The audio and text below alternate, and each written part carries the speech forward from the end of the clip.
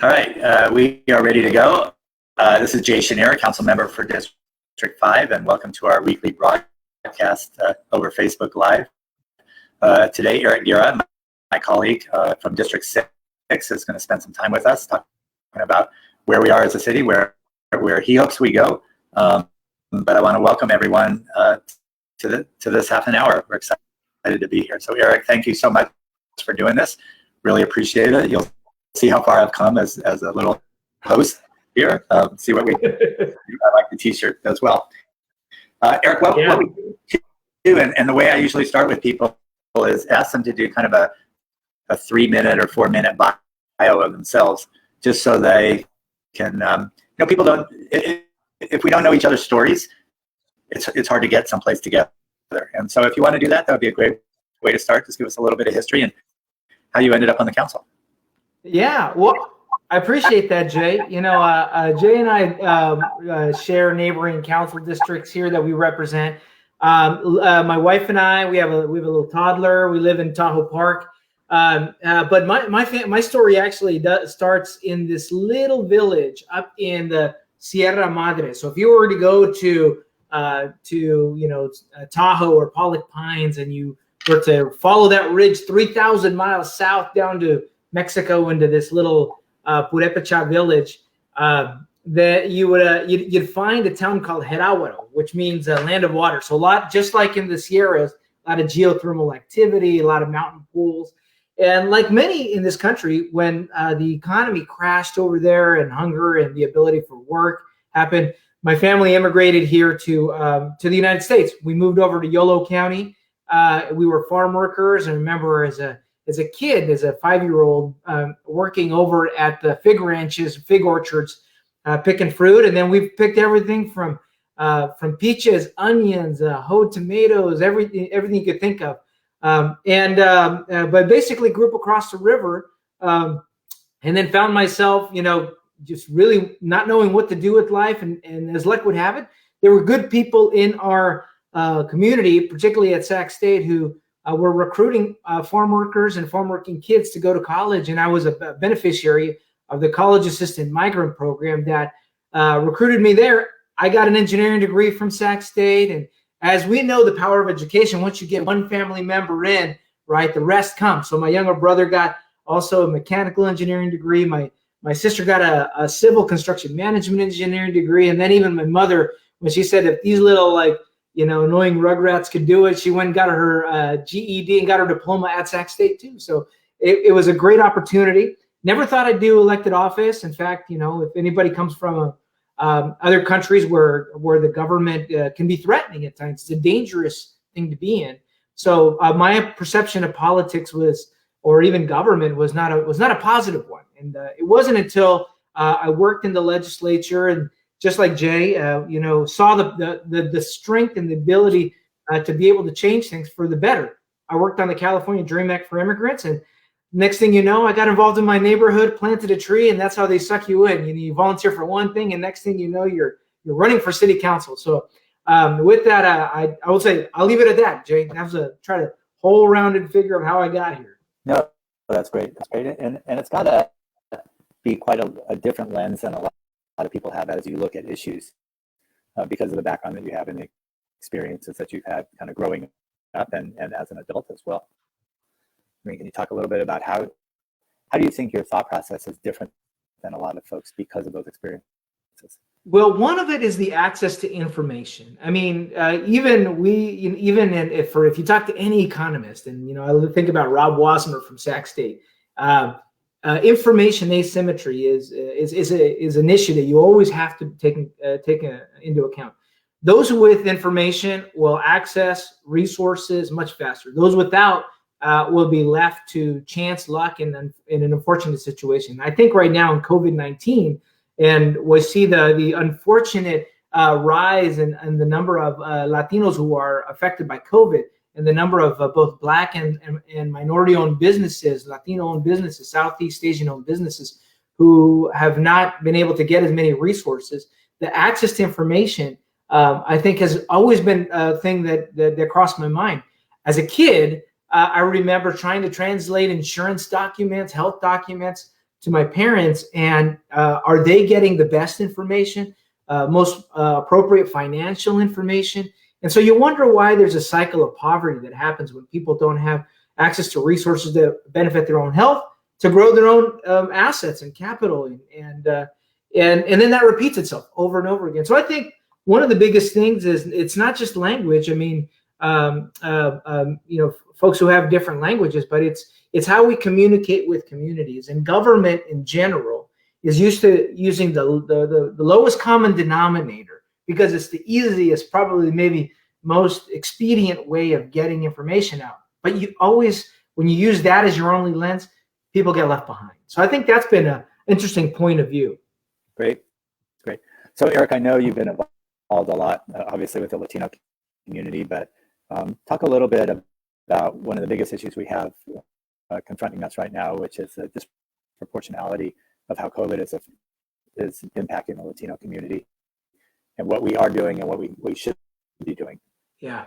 So the numbers are shocking. I mean, all it takes is for you to go to saccounty.net and look at their dashboard and see where we are in COVID cases.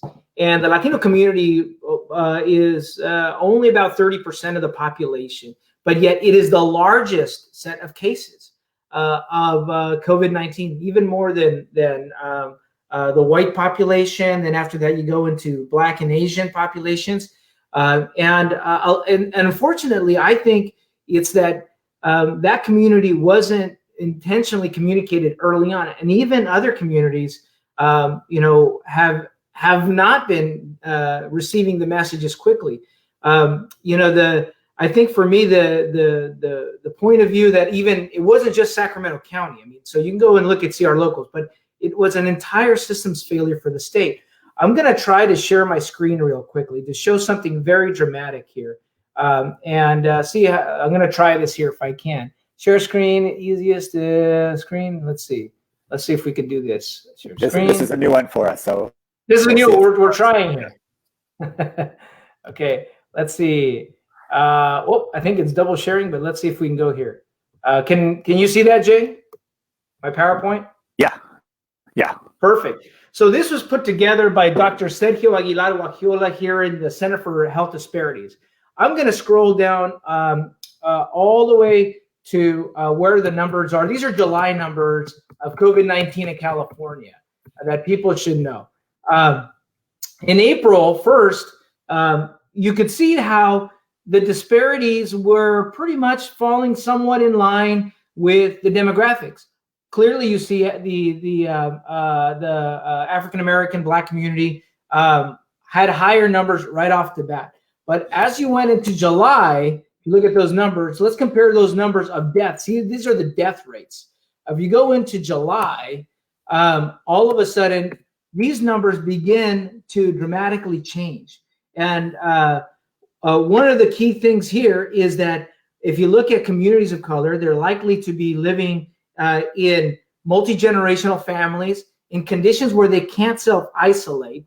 They're likely to have no insurance or are underinsured, or living in areas with already existing health disparities. And the virus, if your immunity is weak, you're affected much more quickly. So the lack of health access and already weak systems and the lack of information to protect yourself, there's no surprise that in July, this last month, you saw that in general, those numbers were high.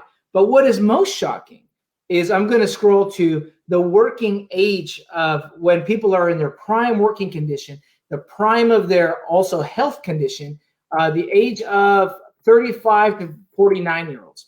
If you're a 35 to 49, more than likely you're a parent, you're providing for your family, you're in the prime of your life, trying to produce as much.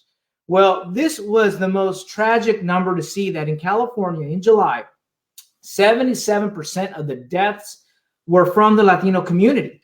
If you compare that to the number right below there, this number here, 6.9%, the population, that's the deaths of people in the white population. So even though they account for a larger number, this was a community that was dying at a less proportionate amount.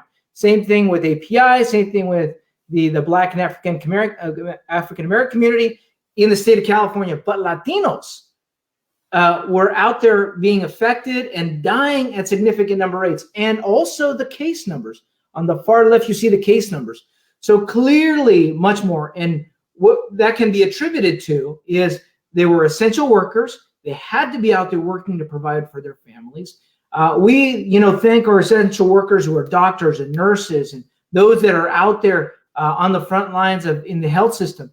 But many of the people who were not talked about were the janitors, the bus drivers, the people who were laboring, who were out there, and also in lower wage classifications, and also more than likely without health insurance, also without information about how to best protect themselves. And maybe their employers weren't providing the right information or protection that they needed. So I wanted to highlight that because that is a travesty of what happened. But it's not just cherry picking this area. If you go to other categories here in the other age groups, the numbers are still high. That's early on, and then this is later on. 50-year-olds still high, even more so. And even if you go into let me go back here, shift tab, escape. Even if you go back into earlier age groups, the 18 to 34 numbers here, again, this number here, still high. So in every category, and I was talking to Dr. Sergio Wakiola, who put this PowerPoint together. Right now, Latino youth, our kids that are in there are now the highest number in the youth category as well. So that is shocking when it comes to what are we going to do about distance learning education? What are we doing about schools? Which I think, Jay, is your question. What are we doing now in this situation? Well, number one, we sounded the alarm. We actually had sounded the alarm 4 months ago, but because of those early numbers where, the early tracking seemed the same, there was almost there's no real issue here. Although many of us said there's going to be an issue because we've had experiences about a lack of information. So now the county has created the Latino Advisory Ad Hoc that's specifically focused on this. The city is funding through Uptown Studios, has done a campaign in multiple languages, not just Spanish, because one thing that we said, this happened in the Latino community, this could happen in any community that doesn't have access to information, any low-income community that doesn't have access to information. So that's actually, now we've got a mask up campaign in multiple languages. In the county and the health systems, we pulled the health system together to have a targeted marketing campaign that is not just translated. If you ever translate a joke, it's not funny. You missed the punchline. The same thing has to be intentional about information. So now we're in that effort, and we see the cases slowly decelerating from what they were because of our efforts. But it's a long road ahead. So that's kind of a big gist, Jay, and then about what we're doing. But it's a travesty, I think, of where we are today. Well, I know we're working with a lot of our community-based organizations to try to get those messages out, as well as paid advertising and different levels of outreach. So hopefully we can keep a watch on that, and it'll continue to go down. So we can't put COVID aside, but if we could put COVID aside just for a minute, maybe talk about what your priorities are as a council person and kind of what you hope to accomplish over the next few years, and where you'll be spending most of your time. Yeah, well, I think you could say you can't put COVID aside, because I think what we've been talking about is COVID actually highlighted a lot of the disparities, right? Access to income, good jobs, local transportation, right? I mean, what we were noticing in the census report that happened 10 years ago, it'd be interesting to see now. A lot of folks in my council district had to travel sometimes 45 minutes to get to their place of employment.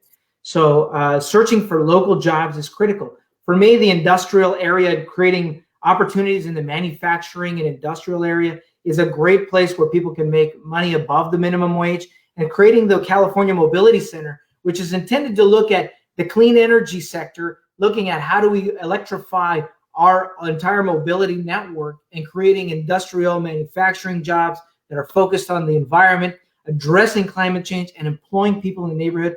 That, I think, is a huge priority because it's linked with Sac State. It's going to be linked with our employment training agencies, with the goal of getting the kids in our community, all of the diversity that District 6 has to go. The joint effort that I think some people know who know Jay and I, is the work on commercial corridors.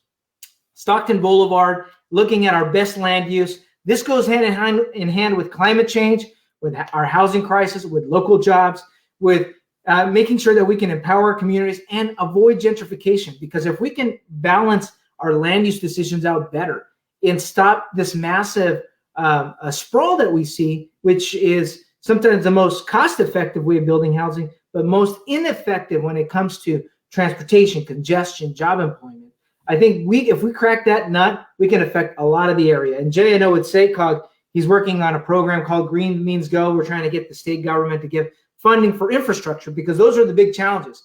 A lot of the minority-owned businesses, a lot of that own property on Stockton Boulevard, they took a risk in that area and have kept it propped up, but they don't have the capital for the major infrastructure costs that it takes to infill. So I think revitalizing those commercial corridors is going to be key for the sake of housing, for the sake of local jobs. The other thing I think is the consistent work on our linkages to education and focusing on our youth. I mean, we talk about some of the challenges that young people have, and I think about what I went through. I think your point of view, like our experiences influences. I didn't know about college or what it meant like, or what it was to equalize the opportunity to success. Didn't know about how to access resources or productive places to help train youth. And I think right now our kids are in a terrible situation where if you're in a middle class family, even then it's difficult to find after school programs that are successful. Well, if you're on the lower bottom rung, you probably can't afford things like the Scouts, ballet, these musical programs. We've tried to do things like the evening hotspots and pop-ups to try to get kids in positive environments. So I think the more we do on our youth now is going to pay off dividends in the future. I mean, growing up in the 90s, I remember as a Latino, it felt dangerous at times because, the issues about youth violence and what we see today, those are real issues. And I think, the amount of guns that are still out on the street is a dangerous thing. We've had some tragic losses of life. So I think, what are the priorities for me? It's focusing on our youth, making sure that they feel that there's an opportunity for them. And I remember that when I was a teen in that environment in the 90s, like the world seemed cloudy. If you've ever seen, if you can think of a window in the winter, when it's all fogged up and you can't see out of it, that's how life felt like. But when I got an opportunity to step on the grounds of Sac State, it's like somebody put a little, wiped a little hole in that window, and then I could see something completely different. And then when I got my college degree, it was like I wiped that big window, and then all of a sudden I saw this exposure. And I think we've got to accelerate that exposure to kids, to give them that kind of drive and passion to look at opportunities. But we also have to make those opportunities available. Our community college is struggling. Our state universities are struggling. As a city, we can do our part by bolstering our programs for youth to help them see that those are opportunities. And so I think those are going to be, jobs, better land use decisions, and then focusing on our youth. I think that is a good recipe for the future. Well, and within the youth category, and it's been great to have you as an ally on the things that we're trying to do for young people. I know you've led on the child care issue as well. You want to talk a little bit about that? Yeah, so childcare, I think for some people they feel they equate it as playtime for kids, but I think it's been demeaning because and not given its value from a workforce issue. Working families, middle class families, not just those in the lower rung, but middle class families live in a 2-household income, and if they can't find reliable, safe, and quality childcare, then sometimes one of the parent has to stay home. And for a long time, it's been the women in our families who have jeopardized or given their opportunity of career growth to do that. So I think if we talk about a number of issues, income inequality, gender pay gap, without reliable and quality childcare, we're never going to see those disparities change, because over the lifetime of a working family, if both parents can't provide or be in a position where they can provide, the overall income ability of the family is reduced. So again, when we're talking about access to capital, being able to purchase your own home, being able to get financial independence, without available childcare, we're never going to get to those. Also, we know that 0 to 5 is the prime development, critical thinking, learning age. So you see many families that are in lower income categories and middle class families who can't afford quality childcare where their kids can be exposed early on to critical thinking, not just the basics of art and reading and writing and speaking, but the ability to build that brain potential. They're starting off from the losing end. So there's no wonder why when they without quality childcare, if they enter kindergarten or first grade, they're already behind, and they're behind there, and then they continue on. The stresses of falling behind lead to sometimes challenges in the classroom, and those kids then get separated. And so you see the cycle effect. So I think focusing on that, one of the things that our childcare providers are suffering right now is just being the ability to stay open. They're a business. They're also, struggling like any other business, and access to clean equipment. So we put in a request with the city to look at our CARES money and trying to help them get access to all of the PPE and cleaning equipment to keep their kids safe. Also, the workers are struggling too. So helping adjust them. So we've been working with childcare providers to make sure that workers can also qualify for some of the federal and state assistance has been important. So right now we're in an interesting balancing act where the more we can provide for assistance to our childcare workers, when the economy opens up, if we don't have childcare, that economy is going to stagger. It's going to be stalled because people can't get back to work. So the more we can maintain the financial support for the childcare businesses right now, so when we're ready to open up, they're at their ability to expand. Now our economy can expand because people can go back to work. So I think childcare is interesting because, I started off at 5 years old. I was working in the fields. I mean, that is not a safe place for anybody, but it was the only option for our parents at the time. And when I look and when I think about that experience, every family got a row of trees, and that's the trees of figs you were picking off the ground. And I remember looking over and seeing some of the friends and their family and the kids and tons of kids working out in these environments. And so it was the issue at the time, but that shouldn't be the case. And so I figure, that the more we could provide that experience, even better. And it's a great career opportunity for many immigrant families going into the childcare business. My mother got her A degree in early childhood education after she got her GED at Sac State. And it was an ability for her to exit out of agriculture and working in the fields to something in the middle class. And so I think childcare is a critical one that I think it's overshadowed for a long time. It's been interesting. Jay, did you ever watch The West Wing when it was out? Yeah, absolutely. Well, during COVID, we're Netflixing a lot of the old reruns. Everybody's looking at, going back to it. And I remember an episode where they were talking about childcare, and they were pushing President Bartlett, like, you really want to work on workforce issues for the people who are struggling, you got to focus on childcare. So even back to the days of the West Wing, it's been an issue that's been overshadowed. And I think it's time that we put it up front. Well, I think a lot of these challenges that we have, two things. One, they've been around for a long time, and some have been ignored. And you're completely right, where COVID has really highlighted the disparities that we have and really brought to light some of those issues. So you have touched on a lot of different issues in the last 25 minutes here. Not atypical for a city council member. I mean, there's a lot going on. People sometimes think it's a matter of going to a meeting every week. That's really the least of it. There's so much that you try to put together. I know that you also work in the legislature, and you have a family with a young son here. How do you balance all of that out? Talk to us a little bit about that. You've got three major points in your life that all could be full-time. How do you do that? Oh my gosh. Besides bringing Ave with you to a lot of political events when we were doing those. I think number one, it's a supportive wife.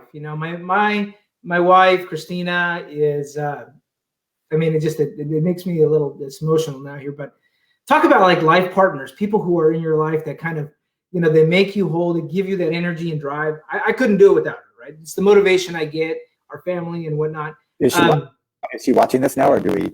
She probably is right now. I don't know if she's watching it right, but I'm probably online. But I'll tell you that I think is a big part. Family is a big part.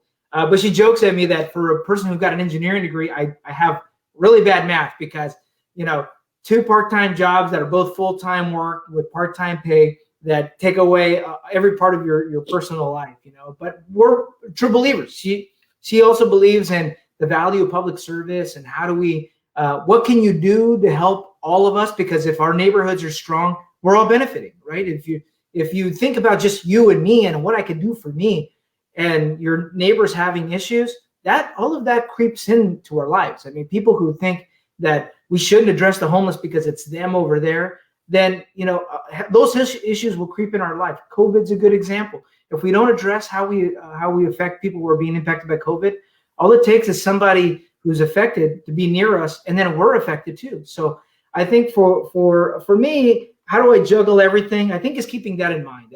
Why are we doing this? It's because it's for our family, for the betterment.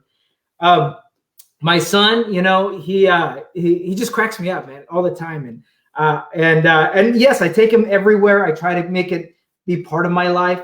I think the thing that I enjoyed is the fact that he gets to see a lot of the things that I'm doing, and hopefully either by the time he's 15, he either hates me or is going to appreciate everything. And I'm trying to find a little recent photo that I took of him.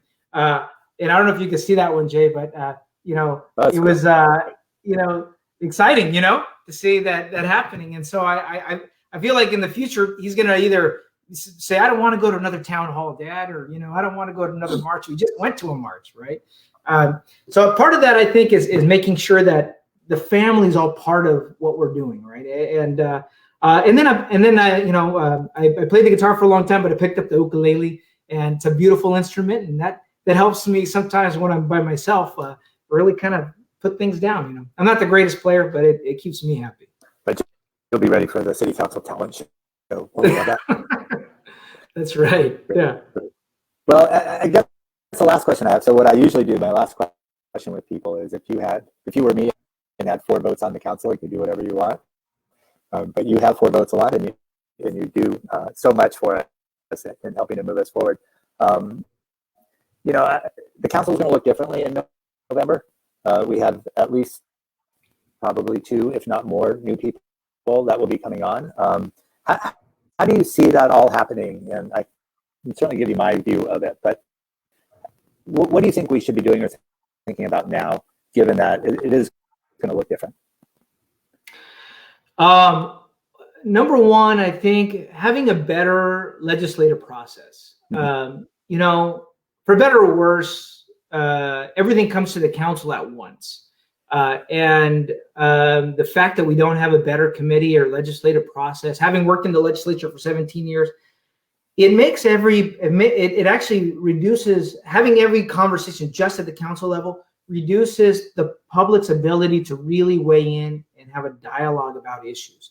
And then even if you have 2 or 3 issues one night, those are substantive issues, and it really cuts the public's opportunity to engage. And so I hope that as we move forward with the new council, that we look at the committee process where we can be more deliberative, allow better dialogue, allow ourselves to question ourselves on the dais, because sometimes, it's like we hear an item and everybody has to state their position and then you vote. And it leaves people feeling they weren't heard. Even as a council member, you couldn't articulate or go through back and forth as much as you could. And I think it doesn't make for the best legislating. And so the legislative process that I feel has worked is when you can allow time to really put things forward. And I think it also gives communities that aren't politically influential.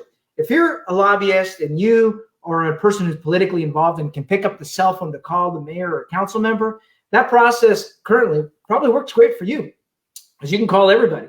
But if you're a member of the public who's got a working day every day, you're trying to worry about your kids' school or whatnot, you're not going to have that time. So having the deliberative process where it gives the public an opportunity to weigh in and be part of it, I think is going to give those communities that have less access more access to be able to be part of their city and how their city should look. No, that's a great goal for us to have. Eric, I just want to say thank you for spending the time with us. today. I think it's great. To all those who are watching this, whether they're watching it live or in the evening or in the morning, thank you for picking this up. And if you have questions, you know where to find us. So thanks very much. Have a great day. Don't forget to vote, everybody. Don't forget to vote. Absolutely. Absolutely. Thank you. Have a good one.